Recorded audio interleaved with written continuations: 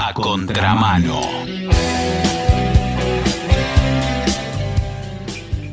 Hubo una novedad con paraísos fiscales, cuando no. Son temas que nosotros pensamos que están en la boca de todos, pero son comprendidos de manera bastante relativa. Entonces estamos en contacto con Marcelo Ramal, es legislador con periodo cumplido de la ciudad por el Frente de Izquierda, economista y docente de la UBA y de la Universidad Nacional de Quilmes. Hoy en realidad está en una agrupación que se llama Política Obrera. Marcelo, ¿cómo te va? Simón te saluda. ¿Qué tal, Simón?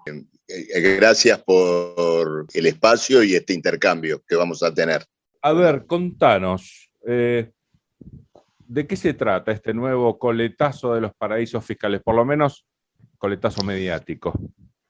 Podemos arrancar del comienzo. ¿De qué se tratan estos paraísos fiscales? Para explicarlo de un modo muy simple, estamos hablando de estados, países o eventualmente distritos y hasta municipios donde las inversiones están beneficiadas por dos cuestiones. Una, el secreto respecto de las personas o las instituciones que llevan el dinero, ¿no es cierto? Y segundo, por condiciones fiscales excepcionalmente bajas o eventualmente nulas, ¿no es cierto? Es decir, pagar poco o nada en materia de impuestos. Un país, un distrito, una provincia, un municipio donde se cumplen estos dos requisitos, confidencialidad y bajos o nulos impuestos, es un paraíso fiscal. El tema, lógicamente, volvió a la actualidad con estos Pandora Papers, pero ya desde hace una década más o menos, que recurrentemente sale cada tanto alguna investigación periodística que saca a la luz información sobre, sociedades, empresas, distintos tipos de situaciones que se dan en torno justamente de estos paraísos fiscales.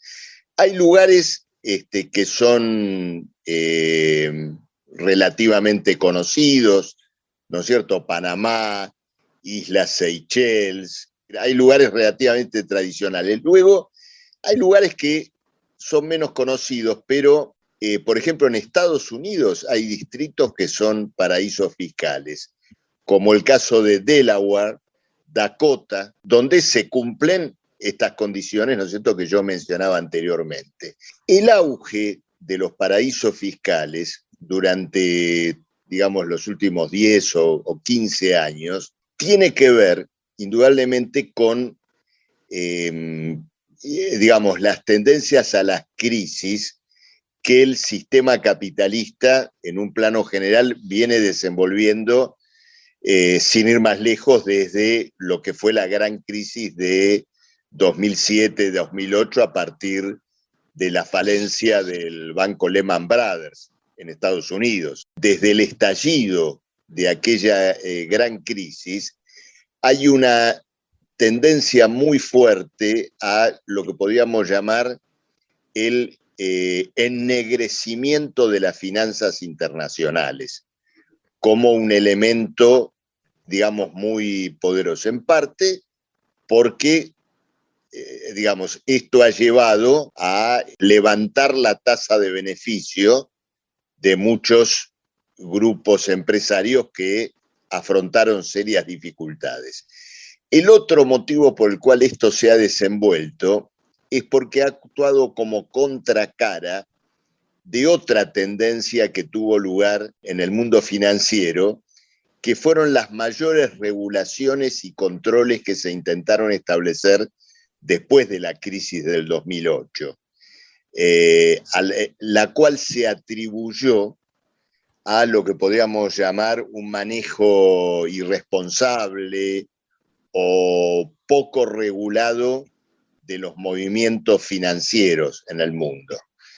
Entonces, bueno, se intentaron establecer controles, y bueno, la contrapartida de esos controles fue el desarrollo de un mundo de finanzas paralelas, que es muy amplio porque los paraísos fiscales forman parte de un mundo financiero que intenta escapar, ¿no es cierto?, de la regulación. Fíjate, Simón, que hay otro fenómeno que comienza a desarrollarse desde la gran crisis del 2008, que es la constitución de fondos financieros que comienzan a operar en el borde de las regulaciones financieras y que constituyen carteras enormemente diversificadas en el mundo, trabajan con la deuda pública de diversos países y, por supuesto, apelan a los paraísos fiscales como una manera de acelerar sus movimientos financieros de un mercado a otro. Los nombres de estos fondos son muy conocidos: BlackRock, Templeton, PIMCO, bueno, que operan, digamos así, a la sombra de las regulaciones internacionales. Y decime, hubo muchas personas célebres que aparecieron en estas revelaciones, ¿no? Sí, Denominadas sí. Pandora Papers. Es altamente probable que sea dinero mal habido. Ahora, ¿cómo funciona una empresa que inscripta en un lugar donde se permite el anonimato de los participantes en una compañía, se corre a otro lugar donde ese anonimato no es permitido, pero aún así el haberlo inscripto de esa manera le permite operar sin que su nombre sea revelado, en este caso, el de cada participante? Sí, mira, este tipo de esquemas son semejantes, digamos, a el modelo de aquella muñeca rusa, ¿no? La mamusca. Exacto, la mamusca, es decir, que tiene adentro otra y adentro otra y adentro otra. Se trata de un mecanismo de formación de sociedades vinculadas que a la vez controlan otras sociedades y eventualmente una tercera vinculada a la anterior, y donde se van borrando los rastros de los verdaderos propietarios. ¿Se van borrando o se van convirtiendo de Se van difícil acceso? reconvirtiendo, se van difuminando y dificultan, ¿no es cierto?, el control. En torno de todo esto se ha armado un enorme mecanismo de evasión de impuestos. En los Pandora Papers, uno, digamos, está la parte, podríamos decir, escandalosa o conventillesca, digamos, de la historia, que tiene que ver con los nombres de los ricos y famosos que aparecen. Pero no nos engañemos en un punto. Esto forma parte de una tendencia que recorre al capitalismo internacional ampliamente. Mira, te voy a dar un solo ejemplo. Por favor. Techint. ¿Cuál es la multinacional del grupo Techint? Tenaris. Busca en internet, busca en su página web, ¿cuál es su domicilio fiscal? Luxemburgo. Con esto lo que te quiero decir es que, por supuesto, los nombres de los famosos son así, existen, y en muchos casos tenemos el ocultamiento de comisiones por corrupción, dinero Totalmente. mal habido, todo lo que vos señalaste, ¿no es cierto?, muy claramente. Pero es en cierto modo la punta del iceberg. Debajo de eso tenés un mundo de evasión fiscal consentida, ¿no es cierto? Es decir, legitimada e Sí, que llaman institucionalizada. elusión fiscal, ¿no? Corregime. Tal cual, exactamente. Es elusión porque a través de una maniobra, podemos llamar institucional, ¿no es cierto?, se logran pagar menos impuestos. Entonces, digamos, esto es muy importante porque en realidad estamos ante un conflicto entre dos tendencias del establishment financiero internacional. Por un lado, hay un mundo corporativo y empresario muy poderoso que no sostiene a sus estados, no los quiere sostener, no los quiere financiar. Y del otro lado están esos mismos estados que le dicen a las corporaciones, vos me tenés que sostener con impuestos. Yo hasta pienso que estas investigaciones, como las del Pandora Papers, en cierto modo están fogoneadas o están alentadas por sectores de los grandes países donde se radican corporaciones financieras e industriales que están perdiendo su base fiscal. Enseñanos, sí. La elusión fiscal, ¿en algún momento fue delito? Bueno, es complejo esto porque depende de la legislación y hoy, actualmente, el tema está muy en discusión. Por ejemplo, en la actual campaña electoral en la Argentina hay candidatos que defienden los paraísos fiscales y defienden lo que ellos consideran la legitimidad de que una empresa decida, por ejemplo, radicarse en un paraíso fiscal. Lo que están sosteniendo, en definitiva, es que digamos, los paraísos fiscales formarían parte de una competencia legítima entre países. Visión ingenua sí las hay, pero seguramente muy comprada. Nuestra idea nunca es simplificar, ¿no? Simplemente así que vos corregime. Veo que tenés muchos matices, como yo me imaginaba, así que aportale vos el nivel y yo le pongo la mirada un poquito más rasa, ¿no? Sería bastante fácil controlar la radicación de una empresa, qué sé yo, al forzar que sea física, por ejemplo, ¿no? Entonces ahí ya cambiaría un poco la historia. Si te gusta Luxemburgo, divino, pero andate a Luxemburgo. Sí, claro, lo que pasa con ese tipo de cuestiones es que, digamos, cada estado no quiere romper lanzas con sus propias corporaciones. Sí, seguro. Es decir, es como si te dijera, bueno, mira, sí, está bien, me voy a Luxemburgo, pero te olvidás de mí. Obvio, entonces ahí el Estado le dice, no, mira, pará, quedate en Luxemburgo y negociemos. Imagínate vos que en Estados Unidos, finalmente el Estado federal norteamericano ha tenido que admitir que dentro de los Estados Unidos funcionen 3 paraísos fiscales. Bueno, mira, sí, de hecho, no, a vos no te voy a descubrir nada, a vos que nos escuchás probablemente sí. Hay muchos teóricos, muchos economistas que marcan que las transnacionales hace mucho tiempo que se despegaron de los países y que buscan su provecho propio aprovechándose de los países, que no es lo mismo que lo que sucedió, no sé, en la década del 40-50, ¿no? Pero bueno, está bien. Sí, es cierto, digamos, es cierto, pero esa tendencia no puede desenvolverse en un plano absoluto. Nada. Va a chocar con una contratendencia, que es que nadie puede despegarse totalmente de los estados nacionales que los amparan. Entonces, acá tenemos una suerte de contradicción en sus términos.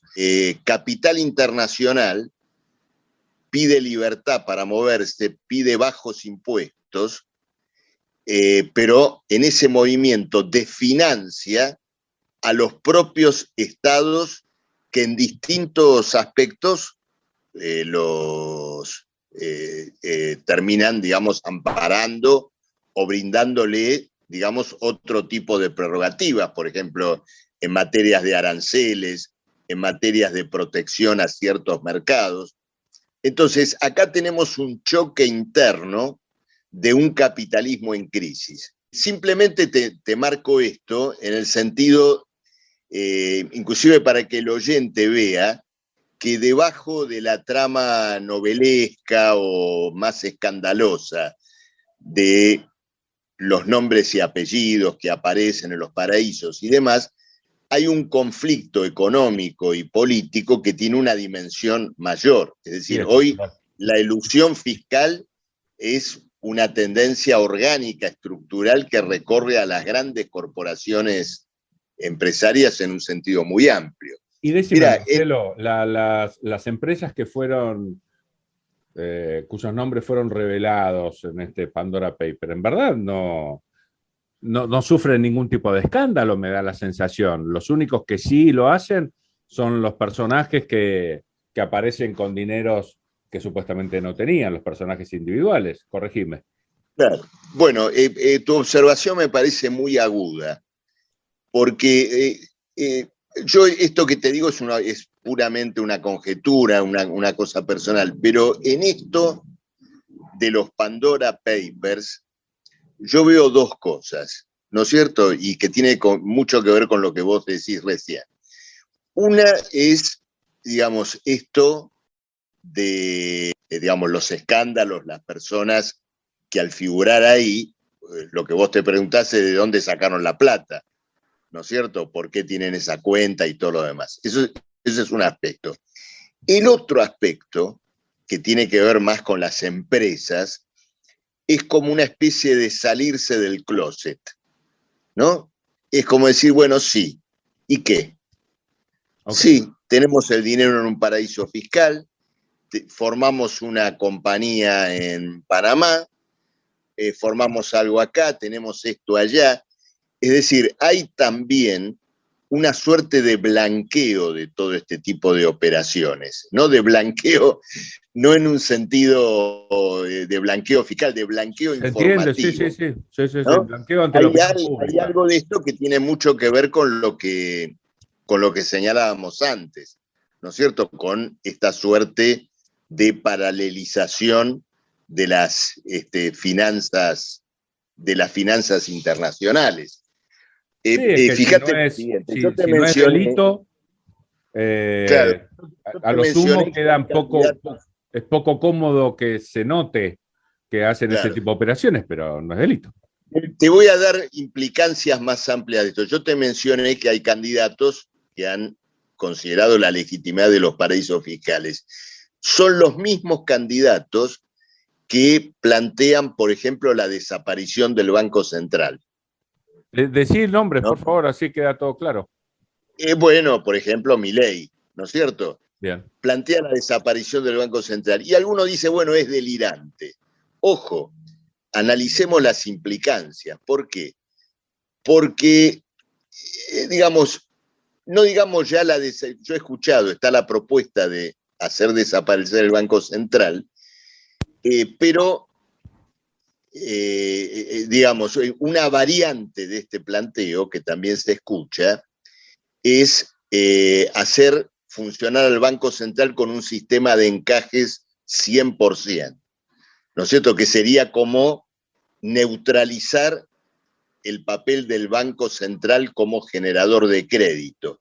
¿Qué quiere decir esto? Que la banca establecida en la Argentina estaría obligada a mantener en sus reservas el 100% de los depósitos que recibe. Y esto implica que no existiría ningún fenómeno multiplicador de los depósitos bancarios, como existe, por ejemplo, hoy, donde los bancos no retienen en sus reservas la totalidad de los depósitos que reciben, sino que represtan una parte, llevando adelante el mecanismo, ¿no es cierto?, natural de multiplicador que tiene el sistema financiero. El que regula los encajes es el Banco Central. Si se estableciera un sistema de encajes 100%, inutilizando al Banco Central, ¿quiénes son los únicos que podrían prestar dinero? Los fondos que se mueven por afuera del sistema financiero instituido, es decir, el mundo financiero paralelo. Entonces, esto te lo cito para decirte que, digamos, paraísos fiscales, fondos financieros internacionales que se mueven en el borde del sistema financiero legal, todo esto forma parte de una tendencia contemporánea que explica también por qué alguna gente se vuelve tan libertaria. ¿Me entiendes? ¿Se entiende? Sí, totalmente. ¿Querés agregar algo para cerrar esta charla que no haya principalmente salido? Busqué dar, digamos, una visión lo más abarcativa del tema y bueno, me parece que en este tipo de diálogos, digamos, donde nos permitimos cierta extensión, cierto tiempo, uno tiene que buscar salir de la anécdota y buscar una comprensión del tema en su conjunto, ¿no es cierto? Espero que Marcelo, es el podido... motivo por el cual estamos acá hace un tiempo largo ya. Sí. Si no, uno Espero siempre se la pasa mojándose con las mismas escupidas que tiró un tiempito antes, ¿no? Es la paradoja del hámster. Sí. Lo importante es que, bueno, entre los dos hayamos tratado de contribuir en algo a eso. Sí, ni hablar. Bueno, te agradecemos enormemente que hayas charlado con nosotros, nos resultó muy claro. Charlaremos muchas veces en el futuro. Cuando quieras, Simón. Un abrazo grande.